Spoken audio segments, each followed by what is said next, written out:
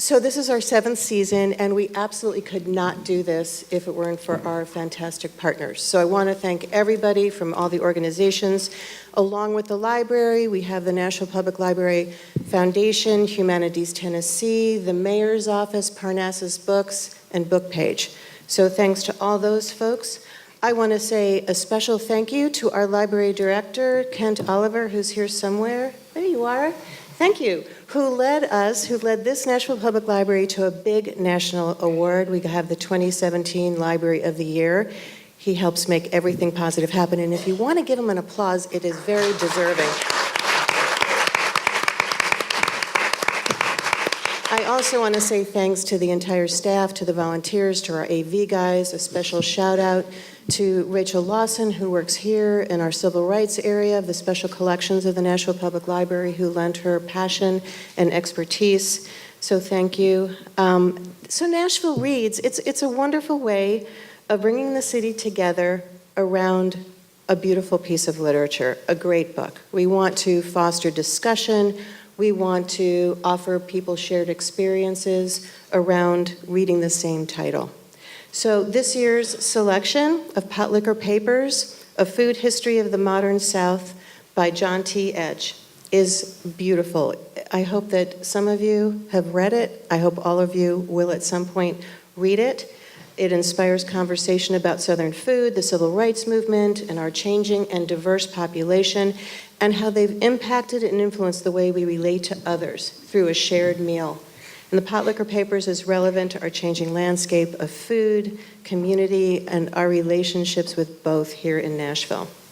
So it is a perfect read since we have some of the finest food pioneers in the South, and they have brought their passion and their great food and their sense of community to Nashville for decades, which is why we're here today. So I'm sorry that David Sweat is not here. If he does come, we will get him quickly up to the stage, but I do want to recognize David because Sweat's is an institution here in Nashville. It's quality Southern food, and he and his family have been doing this for over 62 years, and it really is a place where food and community intersects. We have Deb Paquette, one of my oldest friends here in Nashville. I'm so happy to say. So she has lived and worked here in Nashville for over 30 years now. We both met when I think we were 7 and a half, if that's correct. And was the first woman in Tennessee to qualify as certified executive chef after graduating from the Culinary Institute of America. When I met her, she was chef at Cakewalk and then Boundary and then opened Zola and set a whole new bar, and then it was Etch and most recently, etc. We have Margo McCormick, Nashville born. What I understand is Margo started out pursuing a different creative career, came back to Nashville for a time working at Faison's, and then was encouraged to apply her creative talents towards cooking. So after she graduated from the Culinary Institute of America, she came back as executive chef to F. Scott's, and then she opened Margot's Cafe and Bar and Marche, and then set another bar. And I understand that she's on the short list for the James Beard Award this year, so everybody, yeah.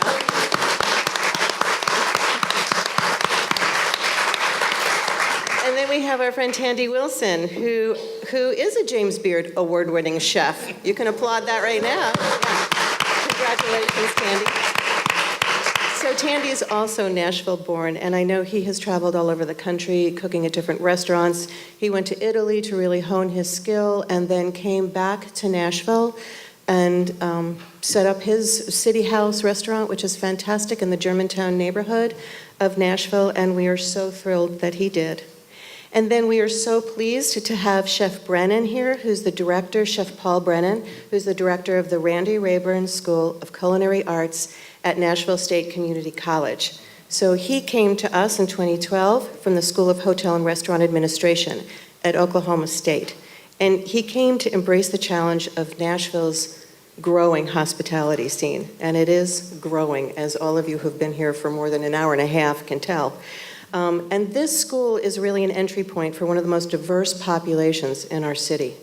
And I know he's proud of all his students, but I do want to recognize one in particular, who is Marcia Flores, who, after winning local contests, regional contests, he took home the top prize at the San Pellegrino 2016 Almost Favored Chef competition that was held at the Culinary Arts Institute Napa Valley campus.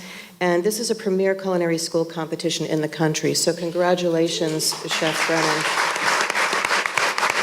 So finally, we're getting to Randy Rayburn. So Randy, I just wanted to see what people were saying about you in the community. And the first thing I saw was the culinary grandfather. And I thought, seriously, you're a little young for that, I will say.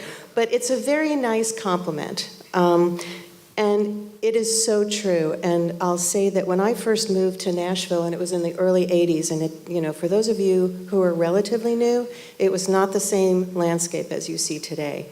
And I was hunting down independent restaurants and looking for good food. And every time I would find something, a lot of these arrows were pointing towards Randy Rayburn. And so I got familiar with Randy really early on and thought, okay, I can live here. This is good. Good things are happening. And as I got to know Randy more and learned more about him, I realized, he is about the food, and he opened restaurants, Sunset Grill, Midtown Cafe, and Cabana, but he's also about building community. He's a tremendous advocate for all things good. He's about as politically savvy as any politician I've ever met. He cares deeply. He's passionate.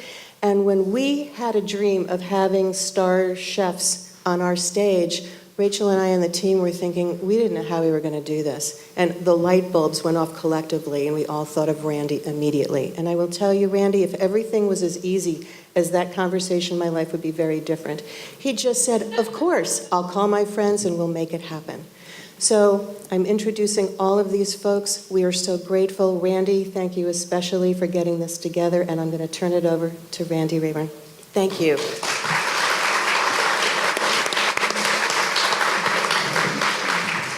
Well, thank you so much. One of the first things I want to note is that Marcio would be with us today. However, he can't, because if he was here, Deb couldn't be here. He's running the kitchen at Edge, which she just left to be here. So that can tell you that young people with talent and skills, with professionalism, can grow in a profession and build careers. It's not just hamburger flipping anymore. One of the things that when they approached me that I said I wanted to do was, having been a friend of John Edgerton and realizing what John Edge's book was about, I wanted to bring in a cast of characters that I consider to be people that I love and respect. And really I could call friends in the industry, because we're not adversaries. We don't compete each other. We compete within our own four walls and try to do the best we can at what we do. Deb and I go back to when we met at the corner of a bar a long time ago. Apparently, she reminded me the other day that I'd come in from the lake and was a little lubricated at the time, and along with a couple other friends, and that was in Brentwood, Tennessee. And subsequently, I invited her to join me as chef at a restaurant that we flowered together called Third Coast in 1985. It's where Boundary is now. And we had a lot of fun, and we brought some great food. I had just come back the year before from the Culinary Institute that I did not complete, but I had a great growing experience and an appreciation of the skill sets that it takes to be successful in the industry. I first of all want to start out with Deb. And Deb, tell everybody a little bit about your background in the industry in Nashville and how you got here, and just briefly kind of don't tell them everything you know about Just because I sat on the end, I got to go first? Yeah, Okay. Too bad. What do I know about the industry? Not a whole lot. I know that my bones ache every night. Do you want me to talk about history? Nashville? Your history. My history? Well, I used to be a pole dancer. I was really good at it. And then I had to get a breast reduction and they wouldn't hire me back. So after that, I decided what other creative way to get to a man's stomach was through food. So there I was. I found myself at the Culinary Institute. Actually, in April, in 2 months, I have graduated there. It's 40 years. Anyway, so here I am 40 years later, and I've been in Nashville a majority of the time. Came here early on to escape South Florida because it was getting really crazy in South Florida. So I came here through some friends, Tom Allen, who was the chef at Bellmead Country Club for many years in Vanderbilt and is now back at doing catering at the school. But anyway, I just came here and I landed a job at the Hyatt Regency as a banquet chef for 3.5 years. Watched the start of the growth of downtown back then as older things closed and newer things came in. It was a slow progression, but I've seen Nashville grow with all the new people. Margo was she's a little bit younger than me, so I got to see a little bit more. But where were you born? 63. Yeah, she's young. Anyway, so I got to see a lot of growth because I took turns in a few different restaurants, very supportive of people like Randy, and they let me do what I wanted to do. It was I was inspired by two chefs. One was Paula Wolfert, and one was Andrew Coleman, who used to be the editor of Severe magazine, but he wrote a book about Catalan cuisine. So between Spain and all of Europe, I was influenced to do something a little different and then just put my own little wacky edge on it. Right, Renee? Renee worked with me for 7 years. No, 6 years, 13 years. Seems like 13 years, 13 years at Zola's. And that was what was fun. I was able to do things that I was reading about, that big cities were doing it, but not as extensively. And so I got to pave a way for having fun with food and challenging people's taste buds. I'm a smart ass by trade, and I put it on the plate. So here I am at age 61, still working 13, 14 hours a day.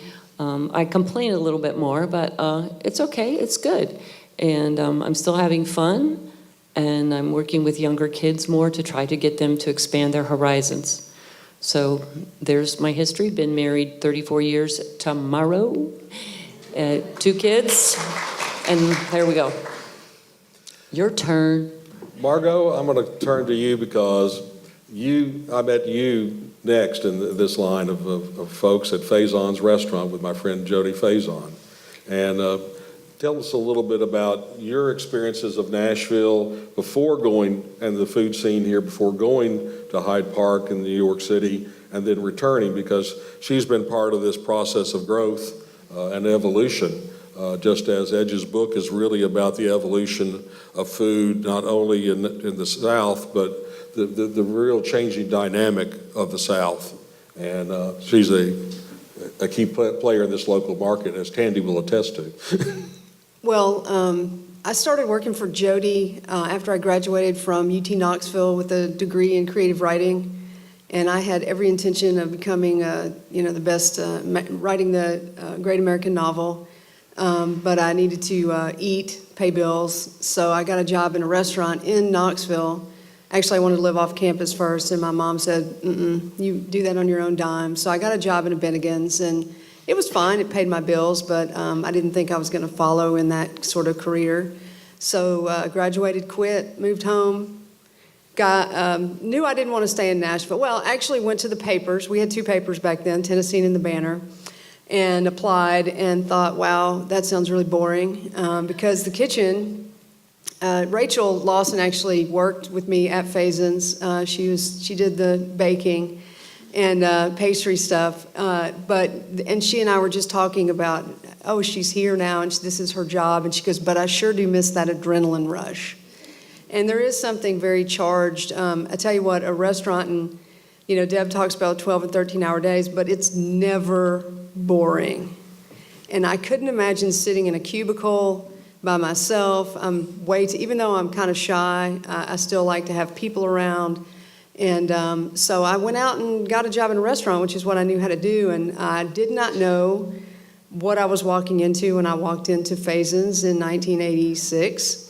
But there was Jody, tall, dark, and handsome, and raking in the crowds. especially Thursday night we called it Vanderbilt Drunk Tank Night. But it was super rowdy, and you could see Stevie Winwood and Roseanne Cash, and it was like, wow. And everyone that worked there was super cool, and I don't know where everyone's gone on to, and Randy owned Third Coast, which was also really super cool. So we had a lot of super cool things before all these other people got here, by the way. I actually think that time period was pretty darn happening. With food and with everyone's restaurant. We had like 5 vegetarian restaurants, I think. And everyone had their piece. Everyone was doing well. I don't know. I enjoyed it.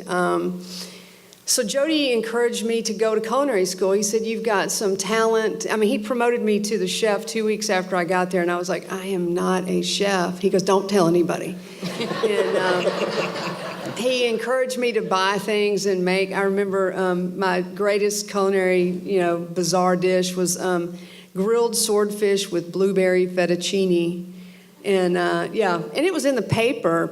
Somebody actually printed that as like, this is great. And it was like right around Nouvelle Cuisine, which explains everything. But he would buy me alligator and say, just do something with that. And his mom was very, she was very encouraging. But he said, you got something. He goes, you need to work on that and grow. And he goes, so don't stay in Nashville. Like, go to culinary school. And he saw that something was happening. And especially if you wanted to go on elsewhere. Of course, I just came pretty much right back here. But so he hooked me up with some restaurant association people, and I got a scholarship, and off I went to culinary school.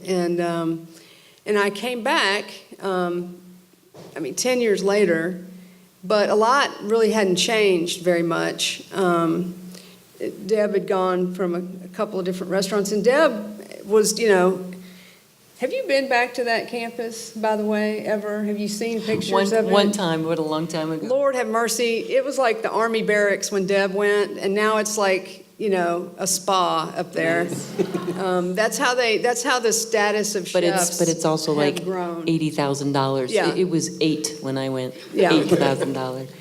So I knew that Deb had gone, and Tom Allen, and did Josh go?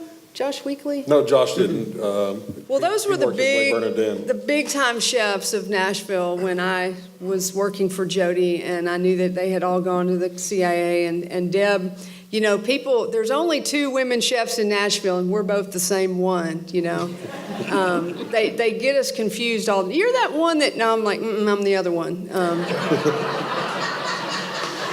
So I really appreciated Deb, her stomping down the weeds for me and trailblazing for a lot of the women here in Nashville, especially back then, but now. And she has taken a lot of people under her wing and made a lot of room. So, but I came back in 95, really 96, and took up at F. Scott's. And actually a lot had not changed, not from the time that I left Faison's, but in the interim time. And I thought I couldn't believe that it was so stagnant and things needed to get going and start some change. And so it was more about the food for me, but even the personnel. I remember coming in and immediately getting a job because Louise Branch was the chef at F. Scott's at the time, and she said, oh, you're from New York, you're mine, because she had come from Los Angeles. And she was like, I need somebody that understands food the way I understand food. And the rest of the kitchen had come from, there was a guy whose previous job was a fry cook at Red Lobster, which is, I'm not saying there's anything wrong with that, but when you take that kind of person and try to make them understand the food that she was doing, it's very difficult. So we started to have to try to train people, and there were people to train. You just had to be willing to put the time in with them and teach them, kind of like culinary school, because they weren't coming to the door the way they would be in New York or San Francisco, already trained and wanting to work with you. And so you really had to put in a lot. I also had to put in a lot with purveyors who didn't understand. I remember having to explain to one meat purveyor, I got my purveyor in New York, old meat company, Broaden and Splittler, to explain to them what hanger steak was. A lot of things that we're just taking for granted now, no one knew. Skate wing, and we don't eat tomatoes in December? I'm like, no, we don't. And we started working with farmers like Tana Comer from Eaton's Creek and really bringing a different perspective to the table. And I think that has created, some difference in the demographics of kitchens. And then I bid Green Hills Due and went over to East Nashville and started the restaurant. And the rest is kind of history. And it's gotten great because there are more farmers now. There are more workers. Unfortunately, there are more restaurants. So that's what I've seen. I think all of us are very happy that Margo planted her flag at 5 Points and it has thrived, and it allowed a young Nashvilleian who had taken his own culinary tour. I remember seeing him at Trevina back along the way, back in the day in Napa Valley. So Tandy, why don't you tell us a little bit about your perspective of Nashville when you were growing up from a culinary food scene and how you wound up being in the business and wound up mentoring under this lady before opening up your own. Yeah. I mean, growing up, it was my, culinary wise, I just remember eating at home a bunch. So we didn't really do much of that, but as a young man, I did get introduced to the business through my dad was in food sales. So I was kind of around this crazy world, and it was fascinating. I think, the restaurant life is a thing, and you got to be careful with it, but it's super fun. So I think I kind of got introduced to that, and I went to college, and I was studying hotel restaurant at that time, and I just picked up a job washing dishes because I'd been at college for a year, and I was free. And I guess I lived a fairly sheltered life at home. My parents are great. I love them to death, but they protected me a lot, and I was free when I wasn't at home. So I started washing dishes, and it was all downhill from there. At first it was fun, and then I fell in love with everything about it, with the food. I had great chefs when I was in Knoxville, people that made me read on cooking, which is essentially every culinary school's textbook in a way. And so when I finally found myself in culinary school, I was like, well, I've kind of done a lot of this, which was great because it allowed me to dive really deep into the education and walk away with what I felt was a lot more than most people. But coming back to Nashville, I'd been in California, I'd been in wine country, I'd been eating in San Francisco in the Bay Area all this time, and I knew I wanted to get back to the South. And so I kind of felt like I needed to find a place where I could fit in. I didn't really think that it was here, but I hadn't really explored my own home at all at that time, and I went to Charleston and Asheville and Athens, and I was like, I'm going to find this great culinary place to be in the South, and then I found Margo. But yeah, she kept me here. I would have left. I definitely would have, and she made me wait 6 months for a job, but but I finally got it, and I've been super happy ever since. I mean, it was 2.5 just great years that it really opened me up culinarily, let me be creative, because I never thought I was. Yeah, that's a lot of coming back. But yeah, I think the other thing was I watched her run a business and be happy, and I didn't have that in other restaurants. Like you mentioned Trevina, and that was like a meat grinder. I worked 70 hours, 5 days a week at times, which is I'm lucky I didn't die. I feel like. And I didn't want to be involved on that level, but to see that you could turn your restaurant into your home and take care of the people that work for you, that was important. And I think it was a time the first time for me that I realized that what I wanted to do was more than cooking food. Like you help shape your community. And I think that's a lot of what I love about what I do. Paul wound up in Nashville because we had a lack of culinary schools in Nashville in the 1990s. Opryland had a culinary apprentice program that had started in the early 1980s when I was in management with him, that I referred to as the indentured servant program, which was basically young students working at minimum wage for 4 years to go through an apprenticeship program in which they worked in all the departments. That closed down in the mid-1990s amidst changing environments as Nashville, Opryland went through a lot of changes, and Opryland really created the hotel industry in Nashville in its modern form. We wound up opening up the school, and Ken Morlino was the first director of the school, and then we had a second director who actually is a master chef, who just opened up his own restaurant down in Columbia, Tennessee. We then had another director, and we're going along for a while, and several of us, Chef Max of the Music City Center, and I, and Kim Totsky and some other friends, felt that we needed to evolve because our market was growing so fast and so quickly, and the supply of restaurant seats and hotel rooms was unbelievable, even then, we thought. And so we reached out and conducted a national search. And with over 50 applicants, we wound up bringing about a dozen into Nashville, and we picked Paul from Oklahoma State University to join us. And Paul, tell us a little bit about your background and what you have found in Nashville in the marketplace when you've been able to get out of the school environment. I come from industry in education. What brought me to the educational side, I was very fortunate coming up in a family where meals were cooked at home, everything evolved around the table.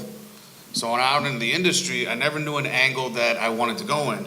You know, I liked working on resorts, so I went to resorts. And then I found out what cruise ships were, so then I went and played on cruise ships. And I kind of worked my way through the industry. And one of the things that always sat in the back of my head is I grew up in a family where education was important. And when I was at the University of Florida overseeing their food service department, I would say to my friends, we're getting a lot of graduates, but they're not ready for the industry. And they're like, well, why don't you do something about it? So it kind of resonated in my mind for a while. And I woke up one morning and I went into my boss and I said, I'm going home. And he's kind of like, what do you mean you're going home? I said, well, it's time for me to go fix what I've been complaining about for all these years running my departments. So I went down to South Florida and I was teaching in South Florida for a while. And that was fun, but I wanted something bigger and better. I wanted to see what bigger programs were. And I matriculated out to Oklahoma State, and then eventually here to Nashville. Coming to Nashville was an easy decision for me. I mean, everyone around the country knows how the market's exploding and all the great things happening. When I was brought in for my interview, Randy took me to dinner. It's actually the first time I met Tandy. We went down to Tandy's restaurant and sat and talked, and they told me about the history and what the opportunities could be in Nashville. I went back to the hotel, still trying to figure out, what could we do in Nashville? How could I help make an impact? And Chef Max called me when I was sitting at the airport and actually sat on the phone with me for about a good hour telling me about what he believes could happen in Nashville. When I got back to Oklahoma, it hit me. We have an opportunity here to develop students into something special. Nashville's creating its own niche in the entire world. And for Randy to give me the opportunity to come here and trust me enough that the vision I have for our students is a vision that hopefully will work. If it's been proven so far, it is working, sir. Keep at it, Grasshopper. But, we're watching the market evolve. And what's great about from the education side is the opportunities I've never heard of. If you're in high school, they've developed a program called Tennessee Promise, which is last dollar scholarships for high school kids to come to Nashville State, specifically hopefully my programs, and get basically a free education. And now starting this fall, they've done the same thing called Tennessee Reconnect for adults, where they could come back to school and get a degree as well and have it paid for. So we think the future from the educational side has a lot of upswing to it. We're very fortunate. We're producing some stellar graduates like Marcia And we have some other ones in the pipeline that will be coming out very soon that I personally believe are going to be on Marcio's level when he came out. So hopefully our goal is we'll never be able to fill the entire Nashville market because it's so big and so exploding. But what we're doing is we hope to fill a niche where we can give quality graduates, so when they go out into the industry and they get jobs, hopefully they'll be successful training under the best chefs in Nashville. Margo, you talked about the challenges you found in the 90s, and I remember well just cursing the produce providers because there was so little availability here. Tell everybody a little bit about the challenges you see in the current marketplace, as well as what you see as the nature of the diverse growth, not only in East Nashville, but in your vision of what's going on in our culinary community. Well, we still have a shortage, so if you got any good people, Paul, you send them right over to me, okay? But what I've always done is my restaurant, my life is my restaurant and vice versa, and so it is like a home. I probably spend more time with the people at the restaurant than I do with my family. So I want to work with people that I like and people that make me laugh and that I can have fun with, because let's face it, life's too short and the work is hard. So if you're not having fun doing it, you should just pack your knives and go already and do something else that you like more. So the first thing I look for in somebody is likability, and the ability for us to get along and to bond, because I don't want to work with somebody that's not going to talk to me, or that isn't, that we're not enjoying each other, or they're not going to enjoy the rest of my crew. And Tandy was not a gamble. Let me tell you that it was so odd. He just walked up in the parking lot one day, and we were going somewhere, and I knew right away that he was a star. And I'm like, but it would have meant firing someone else, which I should have done, actually, to get him to come on board 6 months earlier. And I made him work brunch, apparently. They remember so many things I don't remember. I edit the history, but not everybody's like Tandy. So you have to take time, and you have to be patient, and you have to be willing to be the teacher. I have a pretty good sports background, so I feel like I'm a coach a lot of times, and Deb's like a mom, and a lot of it's like guidance counseling, and nowadays I am the mom too. Shockaroo, I'm like, she claims to be old, but I'm 54 too. And I have a 7-year-old, so kind of I'm momming everybody. I'm like, why don't you know what to do when you're sick? And why don't you have insurance? And it goes beyond just the working relationship. It's about life. And I often say that the people that work for me, they're my legacy. So if they succeed, then I'm good. I'm golden. I'm done. See?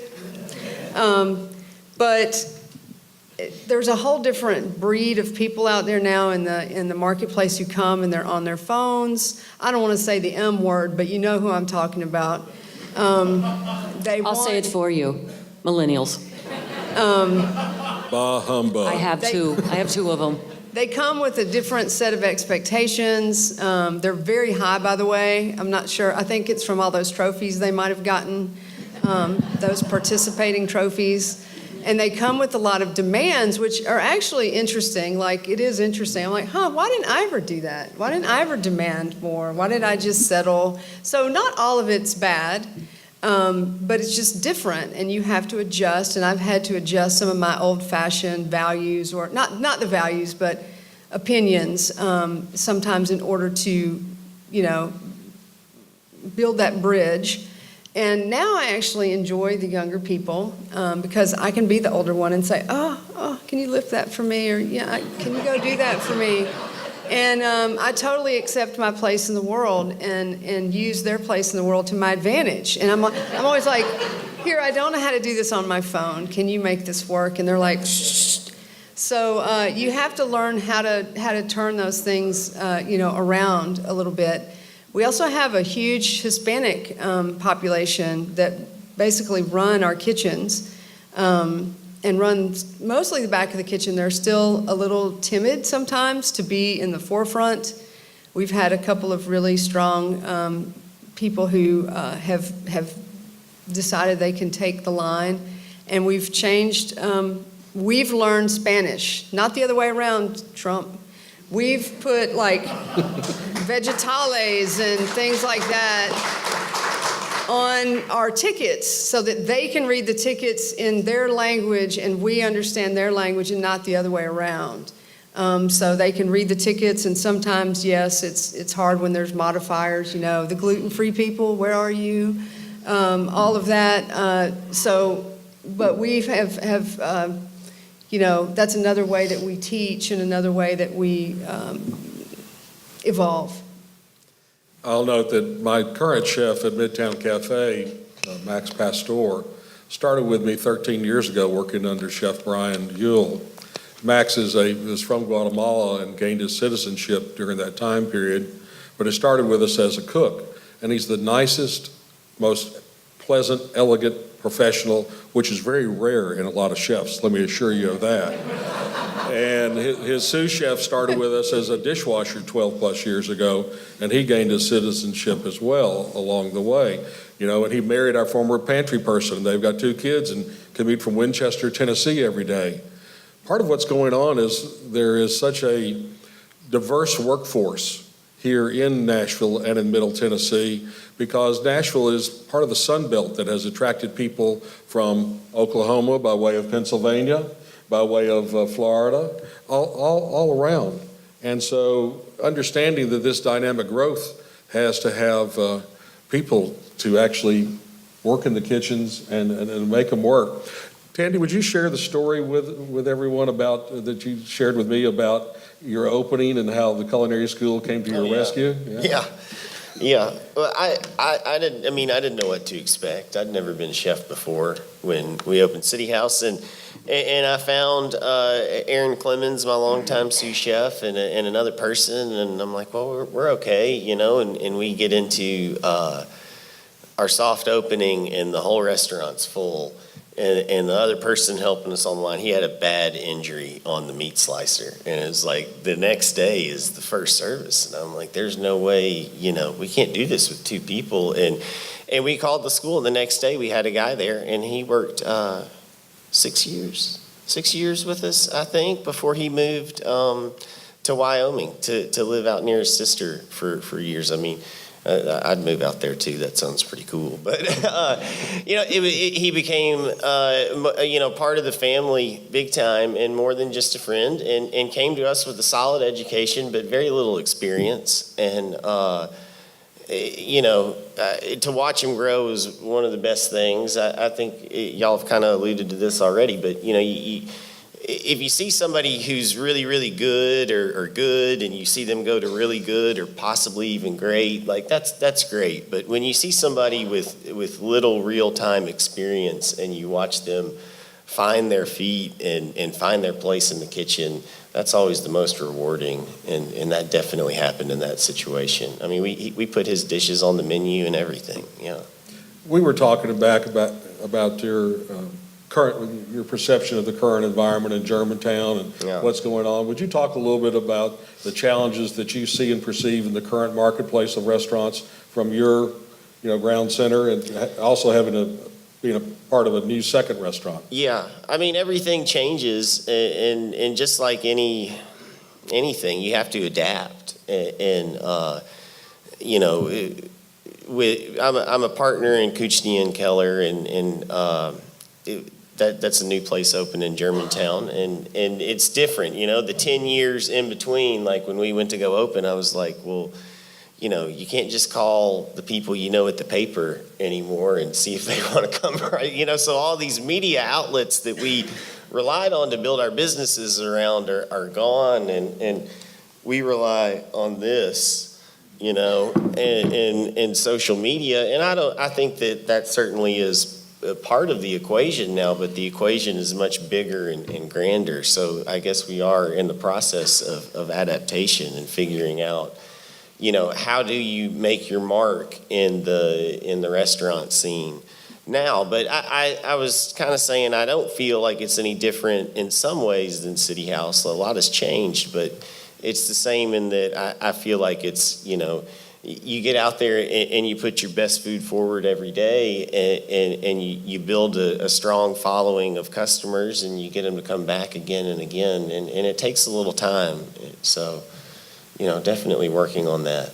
Just trying to give you an opportunity to plug your new place. Yeah, I appreciate that. Deb, let's talk about your new place, ETC in Green Hills, and what you see from your perspective of the marketplace here locally.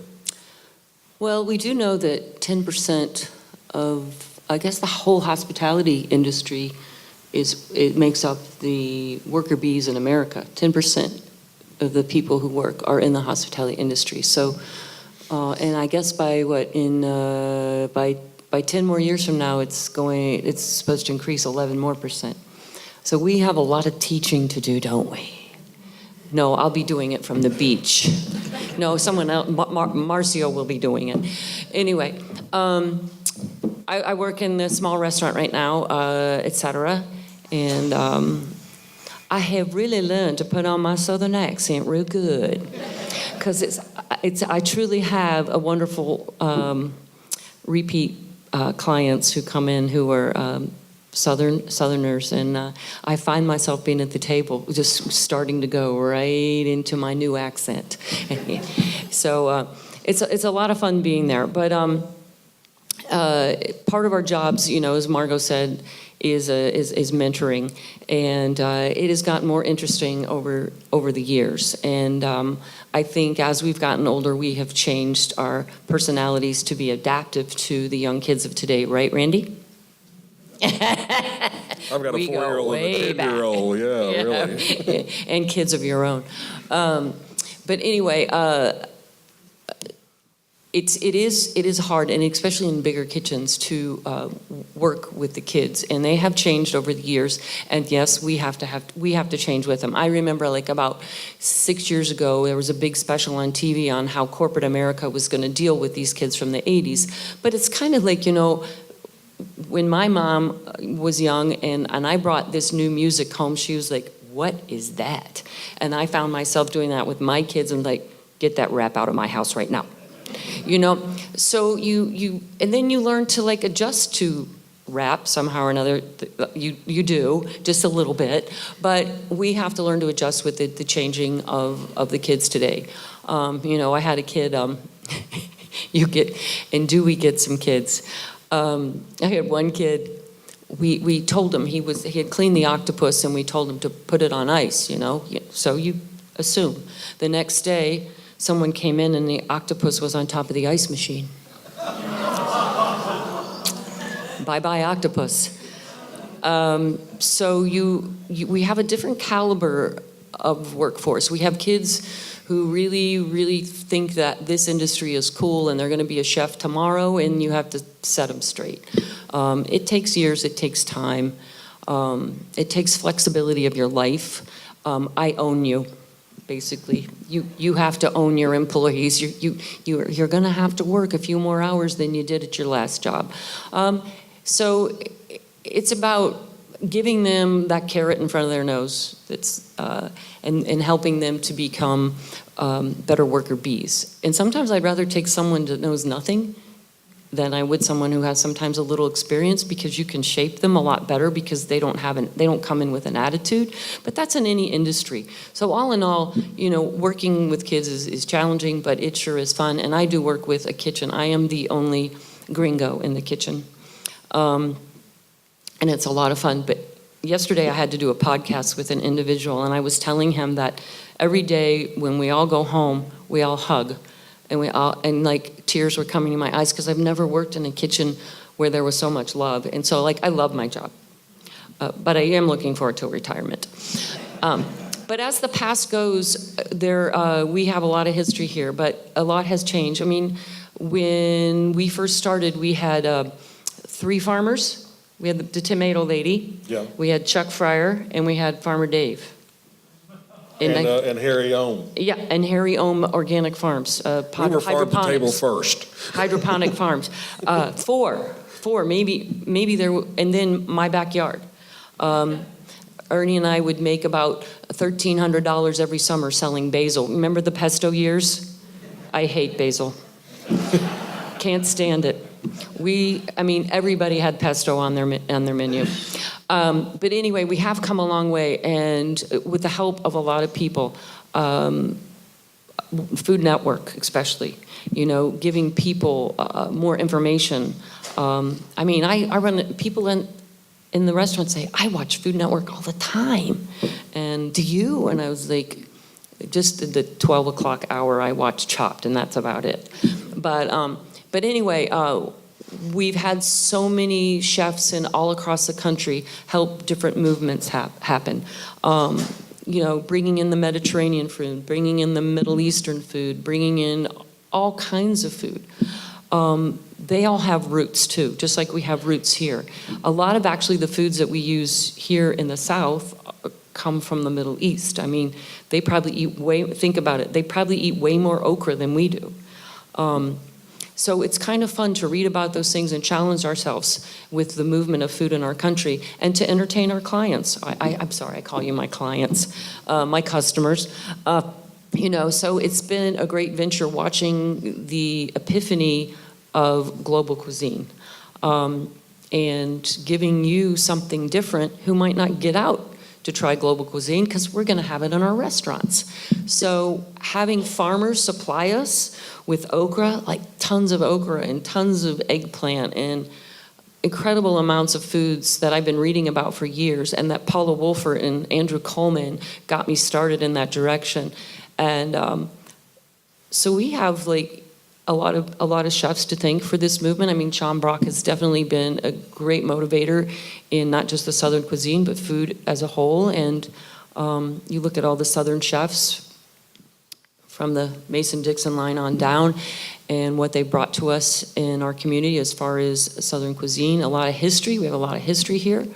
At least a lot more history than eating New England food. We have a lot more history. I think we had a lot, coming up from New Orleans, we had all those traditions come up. The African cuisine, bringing in a lot more flavor, a lot more food. And, but anyway, I am glad to be part of this in Nashville and watching it grow, and watching them take up my parking lots downtown has been really a lot of fun. And it is challenging, but keep writing those letters to your government. Where am I going to park my car? So I am proud to know these people here at this table, and I support my community. Gosh darn it, I do almost every charity event there is. But I am a true Nashvilleian. My kids have Southern accents.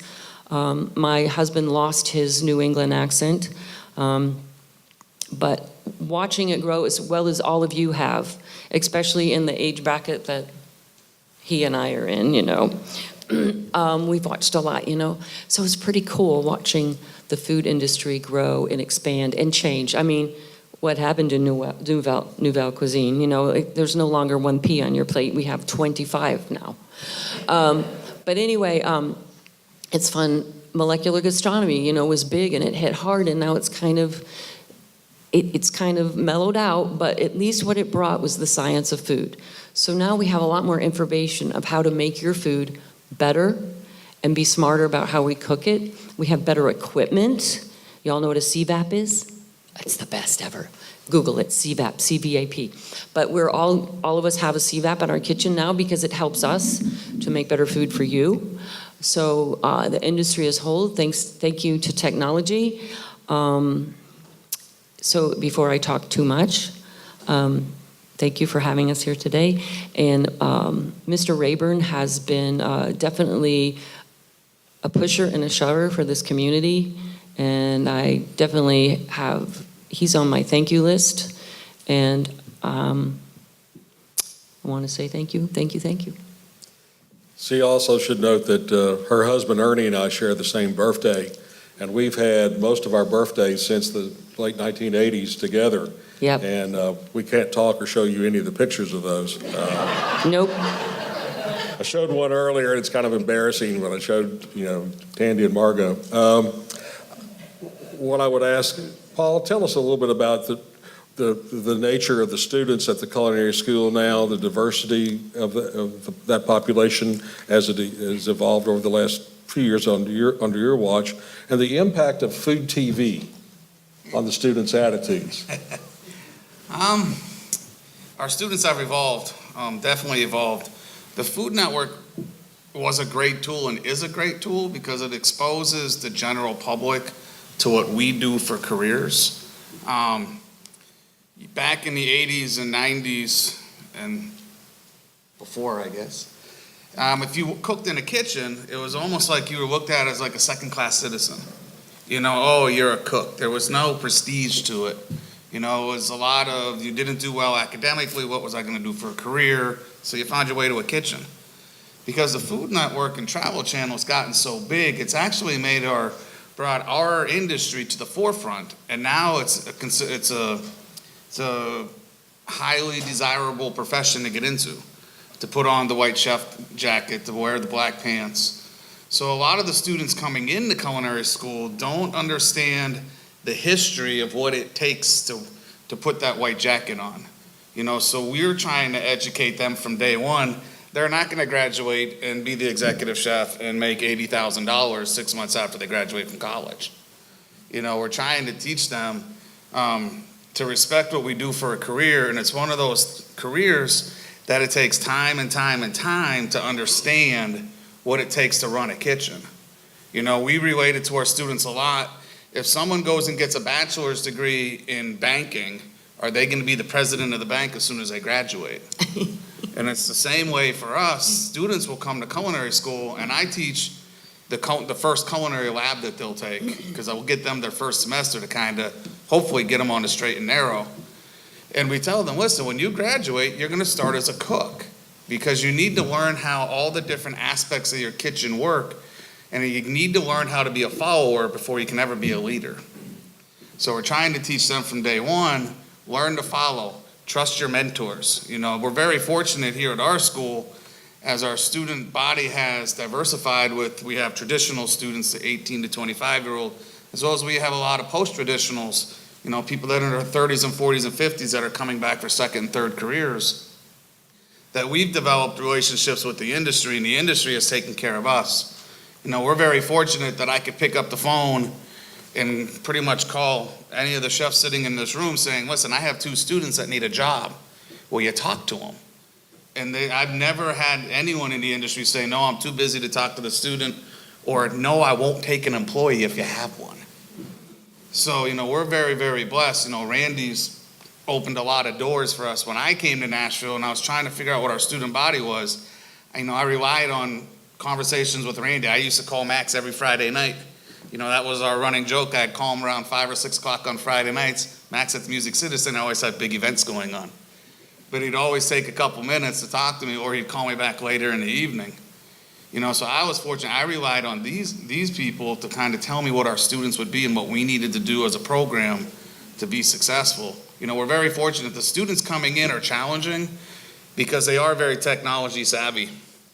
You know, they like to be on their cell phones. You know, they like things on the laptops. And a lot of the students we're seeing coming to culinary schools, not just with us, but around the country, is it's the generation of we want it now, not we're willing to work for it to achieve it. You know, a lot of the instructors, we all have great stories. You know, the old-timer chefs all have great stories, you know, the glory days kind of things. You know, I get asked all the time for my students, because I have we call it the ACF alphabet, the American Culinary Federation alphabet, after my name.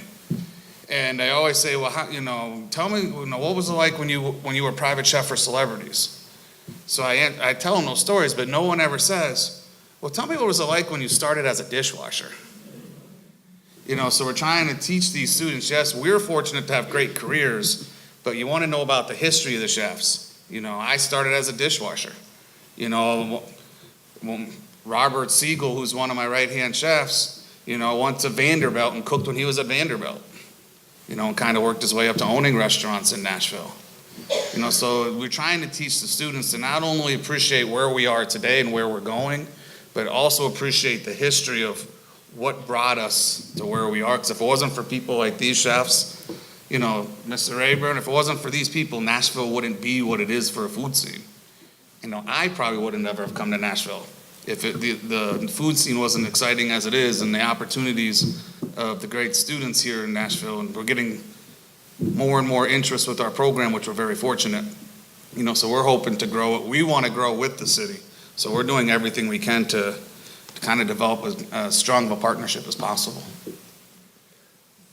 I grew up in rural West Tennessee in cotton country on a 27-acre farm, which was too small to really farm, so we let out the part of that property for soybeans or cotton, and we had 5 acres of strawberries, and if we didn't get a ribbon of some color at the Strawberry Festival at Humboldt, it was going to be a very long winter and summer.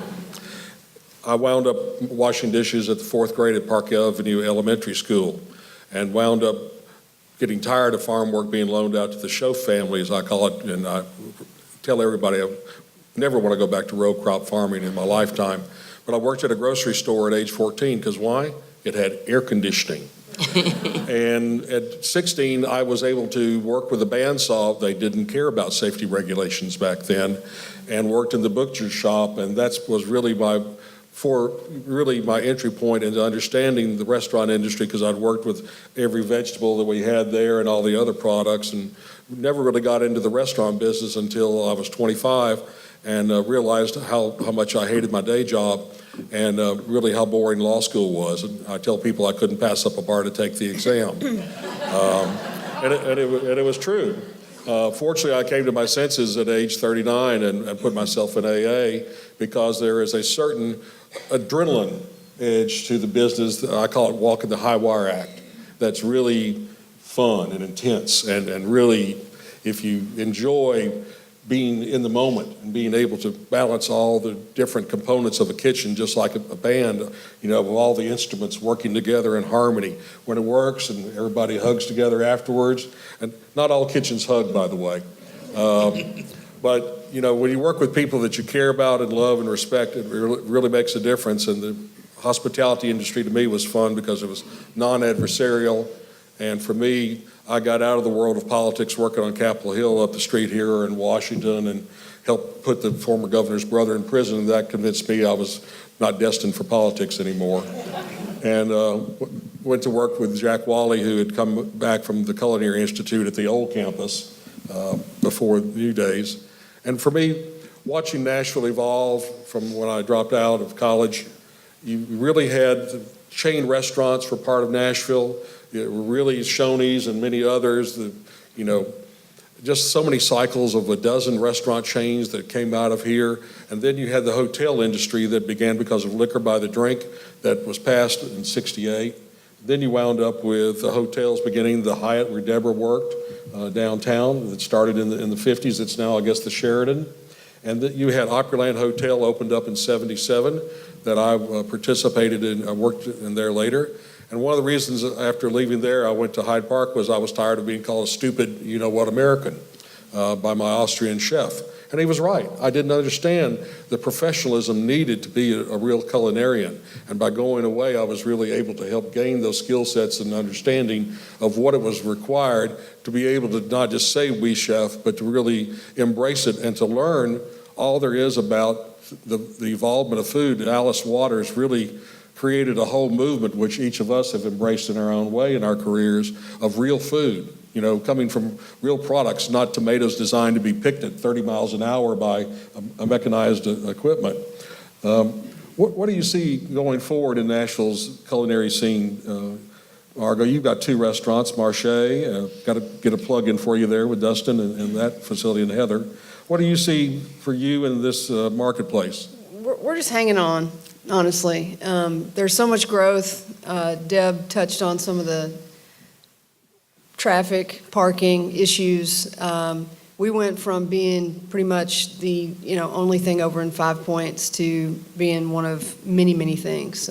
I just left the neighborhood and people were just everywhere. I was like, who are these people? Where do they come from? And I sometimes can't find a parking space in my own restaurant because it's so, I've got everyone parking in my parking lot. And it's definitely something that we've noticed our customers saying is, we have to pay for parking to come over here now. Gasp. It's $2, it's $4, but they're just not used to it. And of course, people that are moving here from LA or New York, they don't care. They've been paying $20 to park, for years. But it's unheard of in Nashville. It was when we moved to when we set up shop in East Nashville, it was unheard of not to have a valet, or even that you had to get out of your car maybe a block away and walk, was a big deal. So that is definitely something in the infrastructure that has changed for us, being where we are. Even though we're only 5 minutes from downtown, we've heard from a lot of people, like 2 people last night tell me, we came all the way from Franklin to be here tonight. And I was like, thank you. But they meant, they were serious. And I understand, especially on a Friday night, it is crazy out there on the interstate. Traffic is crazy, and driving is crazy, and parking is crazy. So that and just there's something, being that I wasn't actually born here. We moved here when I was 2, but I'm a native otherwise. But there's something terrible, going on with the way that there's this neighborhood genocide. That's I've termed that, where they're just ripping down houses left and right that are part of our history, and building houses that could have come from anywhere else but Nashville. And they're doing. I had no idea there's a big hole right over here. Did y'all know that? I feel like I have to drive around every day to see what has been torn down next. And Germantown doesn't look like Germantown anymore. I don't know what it looks like, but it doesn't look like Germantown. There's like 2 streets that look like Germantown still, and that's it. So just wild growth, but on the opposite side of the wild growth is what's just happened to Prima, Lulu, Pied Piper, Provence, the Gerst House. And a lot of those places are near and dear to Nashville. Provence Bakery, 25 plus years. That's a tragedy. The Gerst House, whether you go there or not, it's a tragedy. That's a piece of history. Some people call it change. Some people call it growth. I'm like, well, you're kind of taking away what made Nashville cool to begin with and fun, and replacing it with something else that who knows what it will be. It's the future for sure. I'm not sure if I like it for myself or for Nashville, but that's kind of where I'm at. Tandy, your summary thoughts before we go to Q&A? I think it's kind of wondering what it will happen. There are a lot of things in factor right now, everything from the way people eat, so much more to-go food going on and less diners, wanting to come and sit in the restaurant as much as they did in the past. I think everything is kind of in flux right now. So we just kind of keep on casting lines out there and seeing what works and what doesn't work. How to communicate to people on social media effectively. That took years to figure out, how we wanted to stance ourselves with that and go about that. And for City House especially, we've never been a neighborhood restaurant before, and there's like thousands of apartment units that are about to open in what was once a small neighborhood. So kind of transitioning from hopefully from destination to neighborhood somewhat. I think that'll be interesting as well. So. Everything's a change, and I think in our city more so than most right now. Just keep on enjoying it, I guess. I understand that process because I opened up Sunset Grill in 1990 in Hillsborough Village. Jody Faison and I were sitting together across the street and we're talking, and he said, "There's a space over there." And I said, "It's not big enough." And he said, "Yeah, it is. It's 2,400 square feet or 2,200 square feet." And I said, "Outstanding. The F. Scott's that I was part of in Green Hills at the original location, on the backside of Kroger, was 2,200 square feet. And so the rent was $5 a square foot. I was negotiating on 3 other restaurants. I chose to put the infrastructure in myself because of the location, because I felt the synergies were there. And it worked out because Los Cunados was across the street, Pancake Pantry was up the street. You know, Jody was right there, and I said, Jody, are you sure? And he said, sure. And we served Jody the first meal at a card table with 4 folding chairs that Ralph Murphy and Ben Payne brought over. And we had the first meal there to thank him for letting us come. And it really helped grow his business for a while until he changed his focus down to the Gulch. He now practices law in town, and more power to him on that regard. I think we're going to turn it over to Q&A, but I would just note that you need to really understand the dynamic changes that this city is going through in what I call the post-flood era in our food service industry.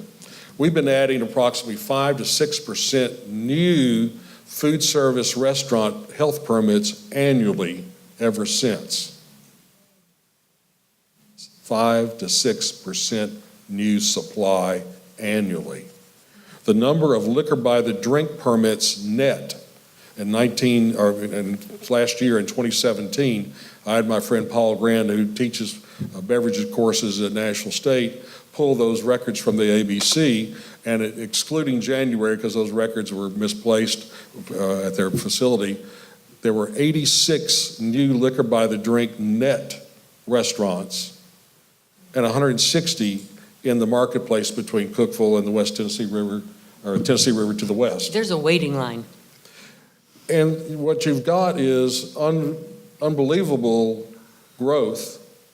Where the workforce is going to come from is the number one focus of some of the side work that I do in addition to my day job as door host for breakfast and lunch weekdays at Midtown Cafe, 7 a.m. to 2:30, by the way, lunch included.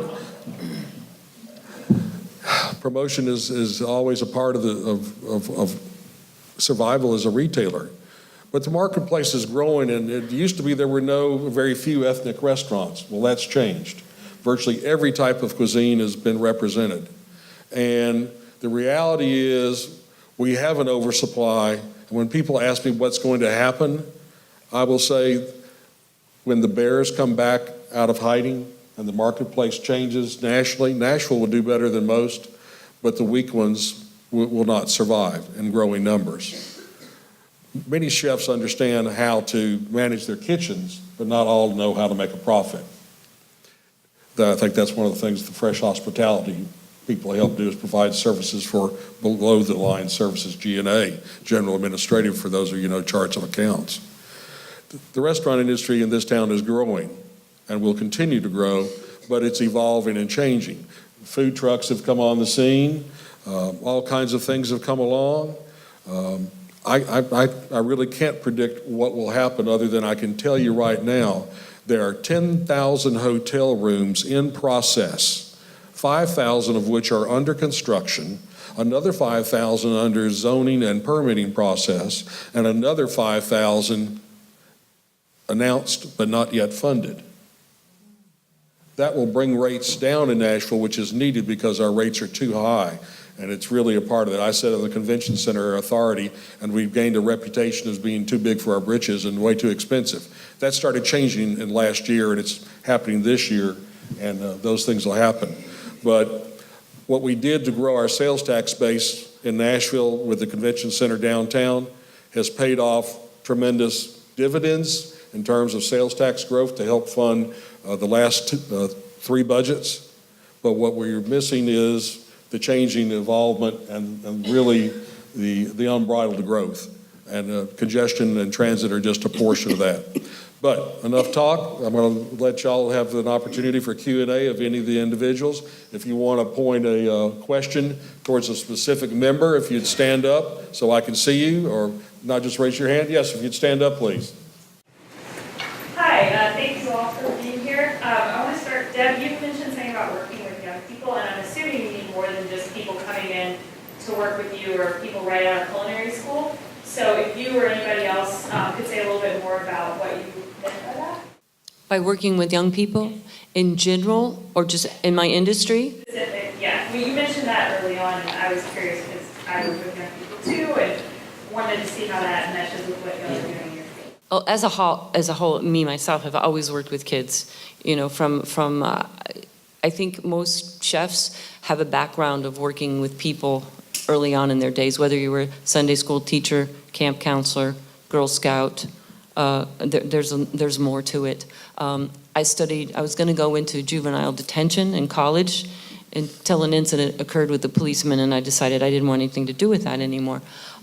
Kids have been my forte in my life.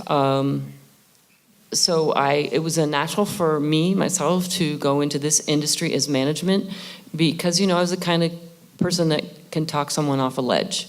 Not that I have, but not a ledge, but, you know, but I've been able to work with people, and I've had bouts of, you know, what I'm going to say, Renee could tell you, she worked with me for 13 years, of being angry at kids for not being able to do things the right way or not handle themselves properly. But as the years have gone by, I realized they're human beings. They're people. They need a certain amount of attention. You've got to give it to them, but you have to ask for something in return. So it's daily compromise with kids today on what I can do for you and what you can do for me. You know, some guy asked me for a raise the other day because he learned a new position, and on the line I was like, well, let me tell you what you can do for me to really work at that raise. Life is a compromise. The kids that work for me and are getting married always say, what can you tell me about marriage? And I always say, compromise. But it's a big word in my vocabulary and always has been, respect and compromise. These kids today that we have issues with don't always grow up with respect.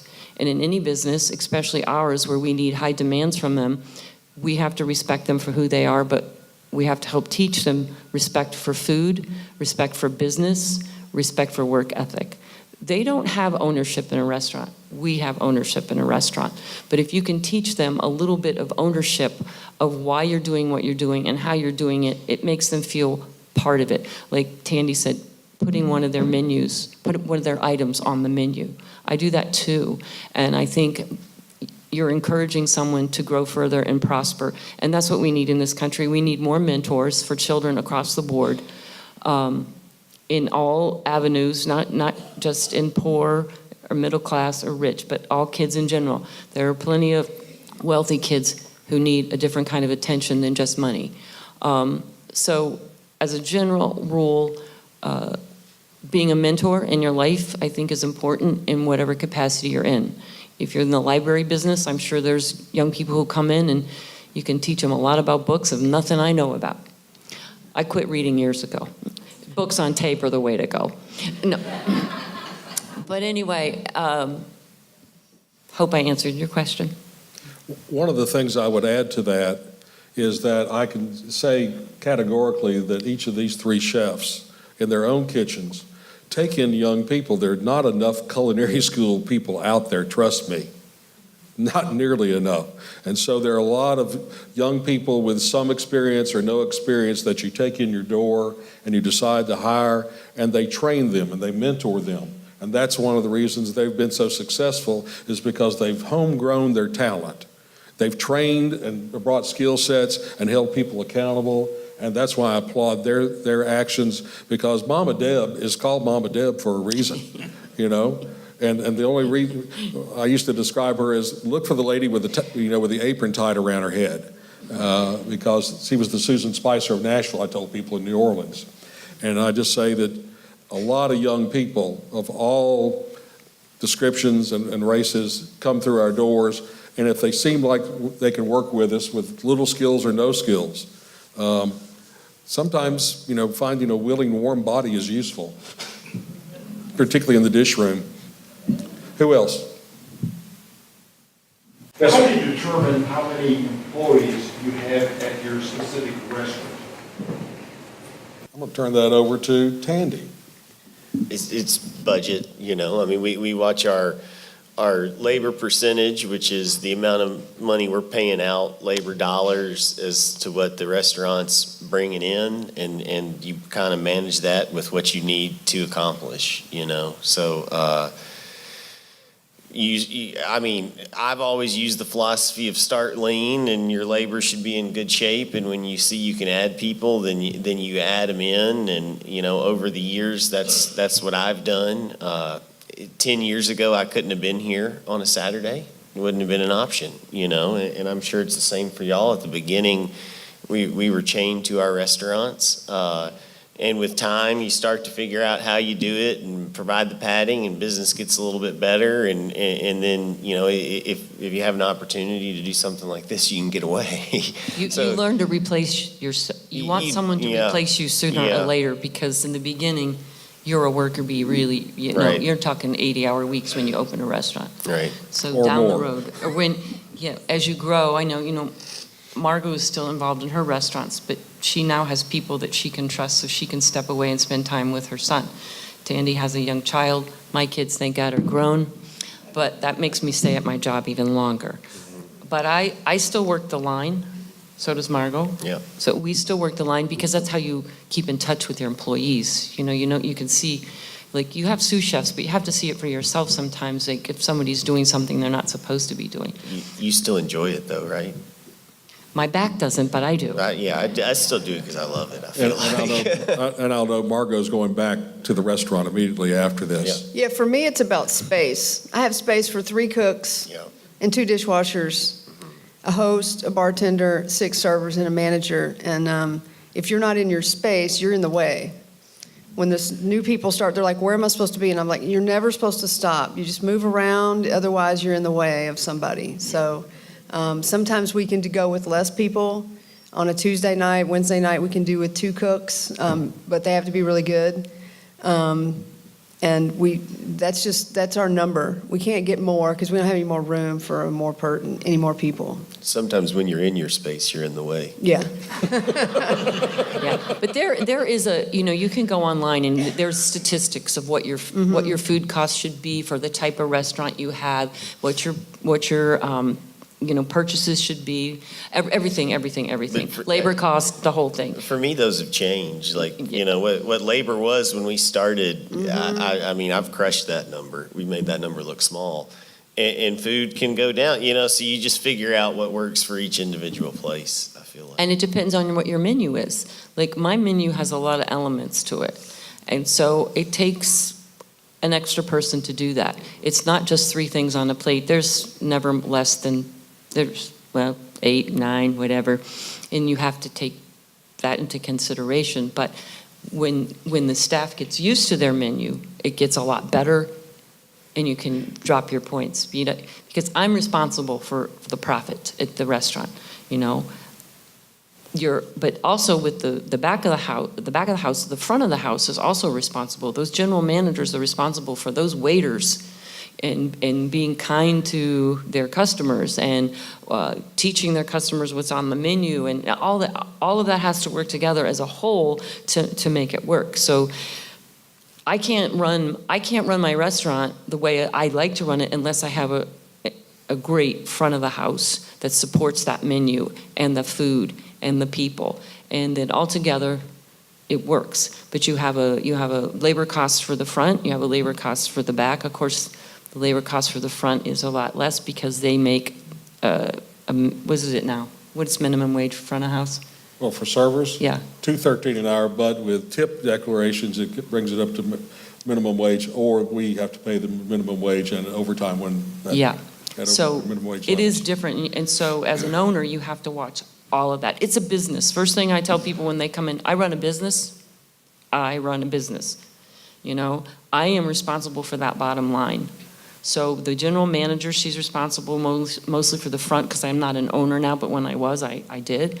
But these guys can tell you that. They're responsible for everything in the whole building, even the toilet paper. So it's yeah. You know, I mean, you have to get bids. Now, because our city has grown so large, we have way more food companies. So we have a lot better sources to choose from to keep our costs down. So the first thing you have to know is it's a very expensive business to be in. Randy, what's the statistic for the percentage of profits in this industry now? Well, in fine dining, probably, definitely less than 10%. 3%, Probably, 3%. 5% or less, probably, for Yeah. fine dining. Okay, so you go to a Like fingernail grocery stores. polish factory, what do you think their percentage of their profits are? Oh, probably, they make 98%. We make anywhere from 3 to 8, depending on what kind of food you're selling and the prices you're asking for. So when you go to a fine dining restaurant, that's why it's expensive, because it costs us a lot more to put that food out. It costs us a lot more for the labor. It costs us a lot more for that property that we're on. I mean, I'm not supposed to tell anybody what the rent is in my building, but it's really high. It's more money than some of my hourly employees make in a year. So it's a business, and you have to run it as a business. So it's tough, but you know why we do it is because we're adrenaline junkies. Yep. We're ADD, we're dyslexic, we're wacky, we have ugly toes because they've been in shoes 18 hours a day. Cut her off, okay. Yes, sir. I'm just trying to encourage not to go into it. A little shift in direction. The New York Times today had an article regarding Michelin and the recognition for female chefs. And we've got 2 recognized female chefs here. I wonder if they could speak to the politics of the kitchen. Well, I'm fairly certain I can speak for Deb. When I was in culinary school, and it might have been less, there were 4 women in my class. One in mine. Yeah, her. And my school experience was, and I never thought that there were any real issues. Certainly right now, it's a hotbed topic, this whole Me Too movement. But guys, I think, are pretty oblivious to their commentary, and even some women kind of carry on with the men. I have to say that we were more focused on getting our jobs done and not cutting our fingers off, and getting through culinary school. We had a very tight group. I was actually the group leader. The women actually took over the leadership roles in our group. The Culinary Institute's divided up, I don't know if it still is now, but you had 72 students per block. That's like their quarters or their semesters, and then you split that up 4 groups, and each group was led by a woman. So they were in charge. So, but that, I felt like it was sort of a way for the guys to just not take responsibility. They could just be off somewhere else. 19 and 20-year-olds. Yeah. Well, our class was, the median age was higher. It was like 24. But yeah, typically they're younger, and they've not been anywhere. They've come from high school, usually on their parents' money, into culinary school. But we had a pretty mature group of people, and I don't remember feeling any of that, problem. I have been in kitchens since that. It wasn't so much me, because I'm pretty tough and I'm pretty intimidating on my own. But the servers, I've witnessed and seen and not been a part of, but been around a number of incidents where women are mistreated. Not to the degree of some of the stories that have come out about some chefs here lately, but just little, it's a pretty, we have an 8th grader from my son's school, basically externing with us every Friday at 1 o'clock. And I'm like, oh my gosh, y'all don't talk. Just don't even talk to her, because it's like being on a sailor ship. The language is horrible. We also have a lack of space, so we're constantly on top of each other. And it's funny that when we go out into the real world and, you bump into somebody, they're like, why are you touching me? And I'm like, oh, we just touch each other all the time. It's not a big deal. And it usually is this younger crowd of people that we work with. So there can be, as Randy, you've got people dating, and it can be incestuous at times. So you have to kind of keep an eye on that. My folks right now are angels, angels compared to the past, and there would be people hitting each other and slapping each other, I mean, in fun, and doing all kinds of crazy stuff. And I'm like, y'all cut it out. And it wasn't until I was the owner that I realized my liability for these things, for this behavior. And I'm like, okay, this needs to stop. So we all have our sexual harassment policies in place in our employee handbooks, and we talk about it quite a lot. And then, well, I guess she left, but when we talk about working with kids, it's because we're old now. Like, I used to be the kid. When I opened the restaurant, I was 17 years younger.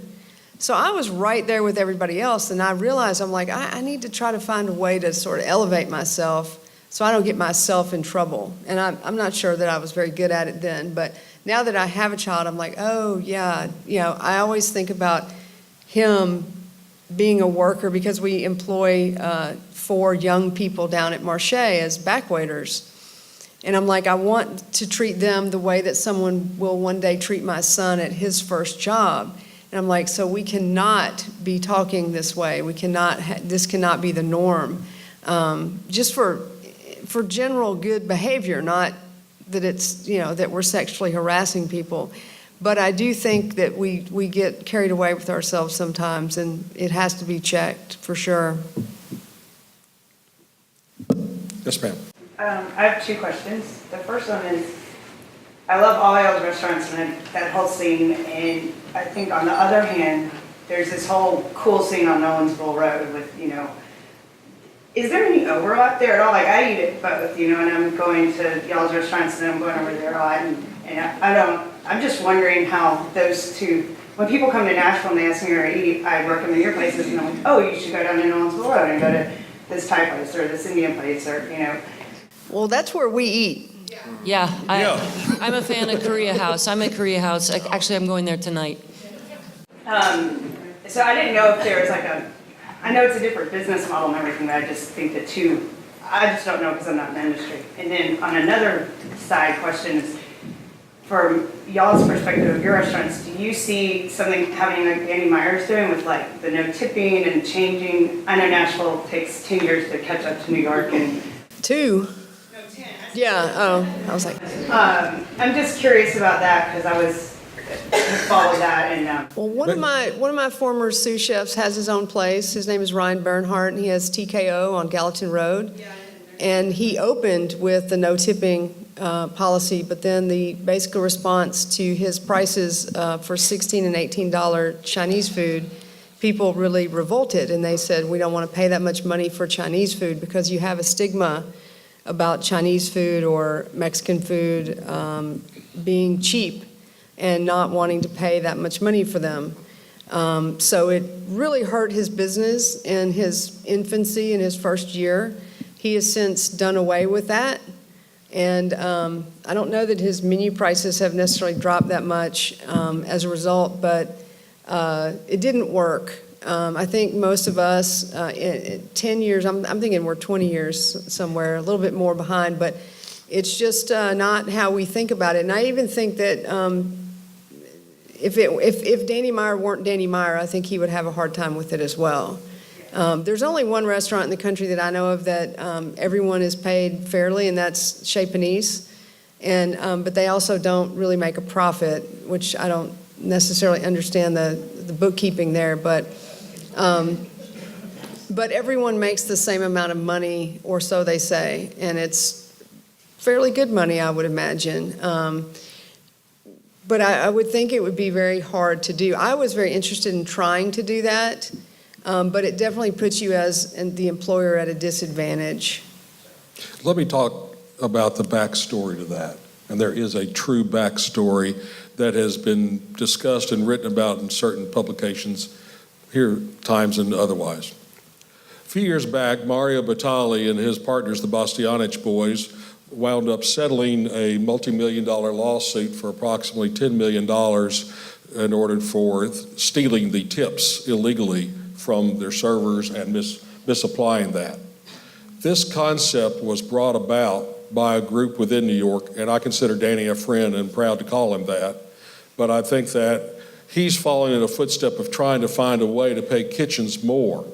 But this was a process meant to be able to transfer tips to back of the house and other employees in a legal manner as opposed to what the Department of Labor rules are currently. This is not working for most places. Places in Chicago that have tried it have stopped it. Customers don't get it and understand it. I will just tell you that I looked at it and talked to my friends in the city and learned more about it. And that's the real story. The philosophy sounds good, and not everybody can be Alice or Jeremiah and some of my heroes, but some of my heroes aren't necessarily heroes. Anybody else? Yes, sir. Yes, ma'am. I'm wondering if there's a food trend that you wish would go away, or a dish that you're keeping on your menu due to popular demand. Hot chicken.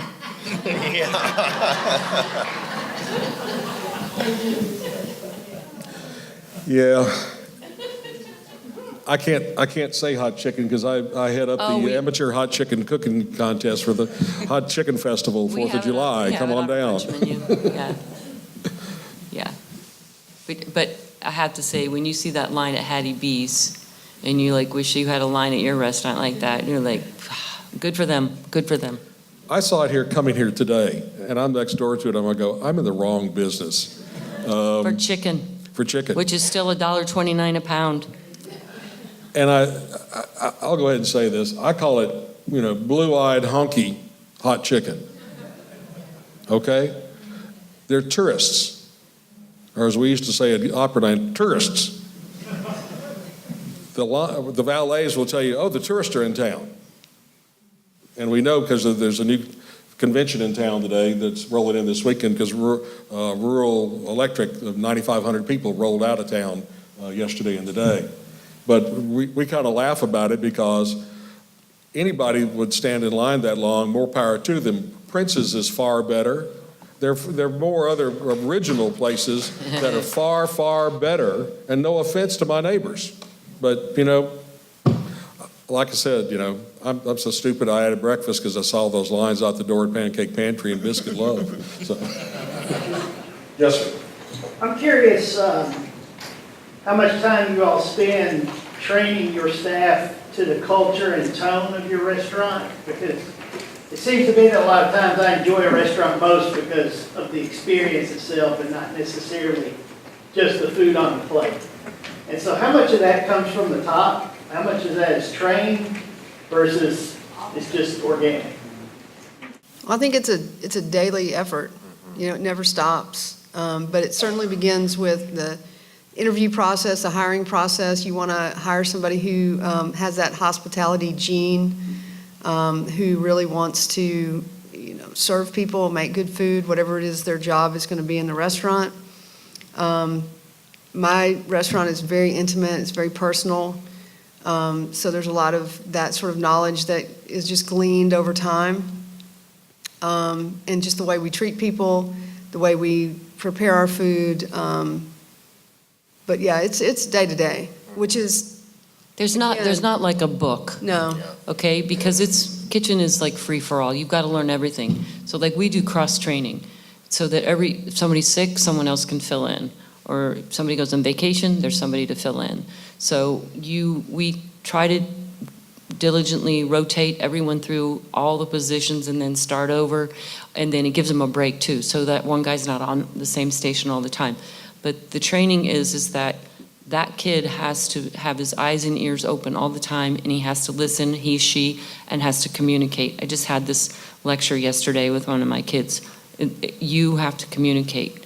Don't do anything that you've never done before without asking questions. So there's general rules of like how to be a kitchen employee, and we'll set that straight when they walk in. And we'll have boo-boos. I had a young lady apologize to me last night because last week she screwed up 2 orders, and her dad's a chef. And of course, he probably laid into her when she told him, you better do something. Anyway, but she came and apologized. I said, you know what? It's over with. It happened, and it will happen again, but you learn from it, and you know better. And one of the reasons is because you didn't ask for help. You were in the weeds, And you didn't turn around and say, hey, somebody bail me out, because these kids come in with egos and they have to tame them down or they're not going to survive, because usually we're not going to deal with that. You have to listen, you have to participate, you have to be clean. I mean, there's a set of standard rules and regulations in the kitchen, and you're going to learn those your first week there. But then the rest of it is just, we have to watch. It's constantly observation from the sous chefs and the chefs to make sure those kids are on task and doing their job, and tasting. You know, it's up to, they have to taste everything in their station every day. And then I come around and I taste everything and catch what might not be the freshest or the best. And the health department now has a rule that if there's a date on something and it's reached 6 days, you got to throw it out. Just so you know that. Do you know that? Did you know that? So you're always getting fresh food. I would note that, as was said earlier, everyone here are mentors and coaches and teachers. I know recently in my culinary crew, they voted someone off the island. They would rather work without that person than have that person in that environment. I describe it as having a band and being on a bus or otherwise, and people have to get along and work together or it doesn't work well. And you can feel it because it does trickle down from the top. It does in each of their restaurants. I know it does in mine. It's the attitude of the environment that you create and the people that you choose. I'm thrilled to have a server with me from 1989. I'm thrilled that my GM has been with me 22 years at Midtown Cafe. My partner at Cabana, Craig Cliff, started with me as a busboy in 1987 at F. Scott's. It's about the people you surround yourself with, and that environment that they create passes along to the newer employees, and they either adapt or they're not fit. Not everybody fits in dealing with the public. And that's one of the problems right now, is that the pool of potential applicants is spread too thin front and back of the house. We have negative employment in this industry, in IT, medical, and construction, several other fields in this just burgeoning economy. But it really comes down to who is running the house, who's in charge of that. You know, both of these women have gained my respect, and Tandy mentored under them, and I mentored under Deb. And I'll just say, as part of that, part of your question, because I read that article this morning, you have to understand that the symbol of French chefs, and probably the people who are the people who go out and do the observing for the Guide Michelin, is a rooster. Does that tell you anything? Anyway, thank you all so much for coming out and being a part of this today. And thanks to my friends for taking time out of their busy schedules. All right, thank you. Thank you.